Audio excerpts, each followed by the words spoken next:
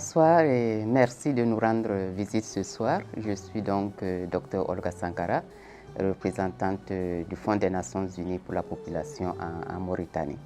Alors, le Fonds des Nations Unies pour la population s'occupe des questions de population, mais nous mettons vraiment le focus sur 3 résultats principaux. Nous assurer qu'aucune femme ne meurt en donnant la vie, nous assurer que les femmes qui ont besoin d'espacer les naissances puissent avoir accès aux moyens de le faire et vraiment nous assurer qu'aucune femme ne soit victime de violences basées contre le genre. C'est une initiative qui est très pertinente. Elle est très pertinente en ce sens que quand nous regardons l'Afrique et le niveau de développement de l'Afrique, on peut considérer que, compte tenu du nombre de femmes, plus de 52% de femmes, le nombre de jeunes, la proportion des jeunes dans la population, c'est la majorité en réalité de la population active. Et si elle ne participe pas au développement, ça va être difficile que l'Afrique puisse réaliser les objectifs de développement durable. Et donc, je dis que c'est pertinent parce qu'elle utilise la symbolique de l'art, le langage universel de la culture pour promouvoir les droits des femmes, des filles, leur leadership, leur autonomisation. Et ça, c'est un véritable don pour l'Afrique parce que c'est de ça que nous avons besoin. Les chefs d'État ont dit qu'il faut travailler à la capture du dividende démographique et cela passe par l'autonomisation des femmes et des jeunes.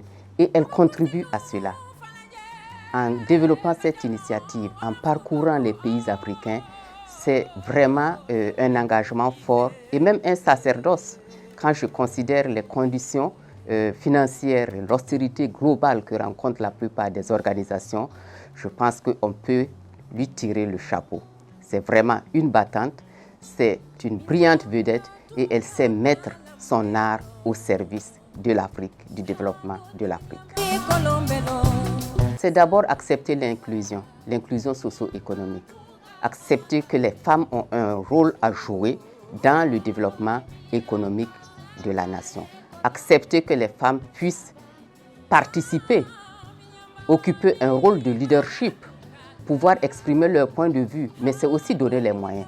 Donner les moyens, ça suppose qu'elles ont accès à des services sociaux de base. Ça veut dire qu'elles peuvent avoir accès à des services de santé, à une éducation, à une formation professionnelle et à tous les autres moyens pour développer des activités économiques et surtout prospérer. Nous avons beaucoup d'initiatives aujourd'hui qui peuvent être mises à profit. Quand on prend le développement du numérique, l'économie numérique, c'est vraiment un tremplin que les femmes et les jeunes peuvent exploiter. Il y a dans le cadre, par exemple, de la lutte contre le changement climatique, beaucoup d'emplois verts qui peuvent être développés. Et ça, c'est vraiment accessible pour que les femmes et les jeunes puissent développer des activités génératrices de revenus. Mais je pense que le plus important en tant que politique, c'est ce que les États vont mettre en place comme politique et programme pour l'employabilité des femmes et des jeunes et surtout qu'elles aient accès à des emplois décents. Et c'est de cette façon que nous, organisations du système des Nations Unies, nous accompagnons les gouvernements pour justement mettre en place ce genre de politique et de programme.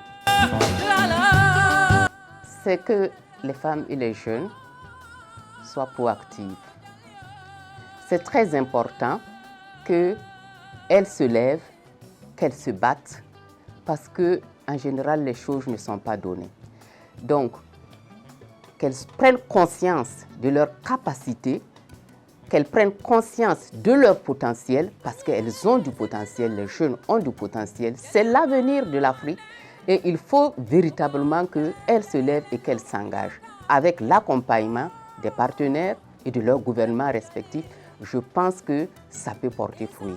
Mais la situation actuelle que nous vivons nous impose à tous de faire le plaidoyer et sensibiliser les femmes pour qu'elles puissent sortir aussi de certaines zones de confort et puissent oser s'investir dans l'entrepreneuriat et dans beaucoup d'initiatives. Le Festival international Chant des Lingers, toutes les femmes sont des lingers.